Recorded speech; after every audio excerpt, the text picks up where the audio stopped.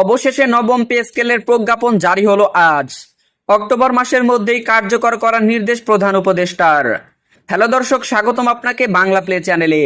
বাংলাদেশ প্রতিদিন পত্রিকায় চাকরিজীবীদের জন্য এসেছে এক নতুন খবর, তাই ভিডিওটা শেষ পর্যন্ত দেখুন। আর এখনই ভিডিওতে একটা লাইক দিন এবং চ্যানেলটি সাবস্ক্রাইব করুন চাকরিজীবীদের সকল খবর সবার আগে পেতে। আর হ্যাঁ, আপনারা কে কোন জেলা বা উপজেলা থেকে দেখছেন তা অবশ্যই কমেন্ট করে আমাদের জানিয়ে দিবেন। আর আজকের ভিডিও লাইক টার্গেট দিয়েছি আমরা 500, তাই অবশ্যই ভিডিওতে একটা করে লাইক দিয়ে দিবেন। অবশেষে নবম জাতীয় পে স্কেলের প্রজ্ঞাপন জারি করেছে অন্তর্বর্তীকালীন সরকার।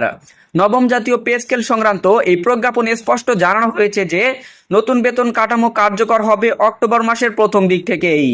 এই ঘোষণা দিয়েছেন প্রধান উপদেষ্টা, যিনি আজ বিকেলে সাংবাদিকদের উদ্দেশ্যে এক সংবাদ সম্মেলনে বিস্তারিত তুলে ধরেন।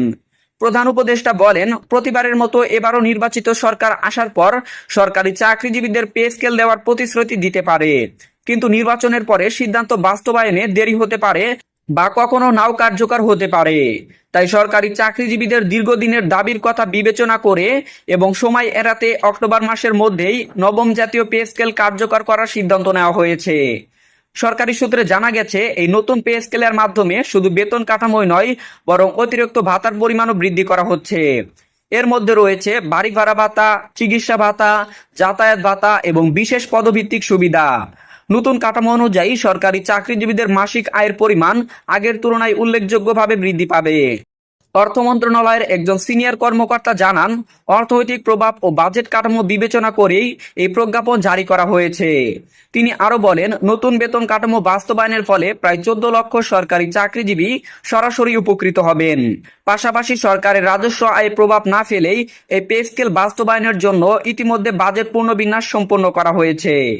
প্রধান উপদেষ্টা আরও উল্লেখ করেন যে নির্বাচনের আগে এই সিদ্ধান্ত বাস্তবায়ন করা হচ্ছে যেন কোনো ধরনের অনিশ্চয়তা তৈরি না হয়। তিনি বলেন, আমরা চাই সরকারি চাকরিজীবীরা নতুন সরকার আসার আগেই আর্থিক স্বস্তি অনুভব করেন।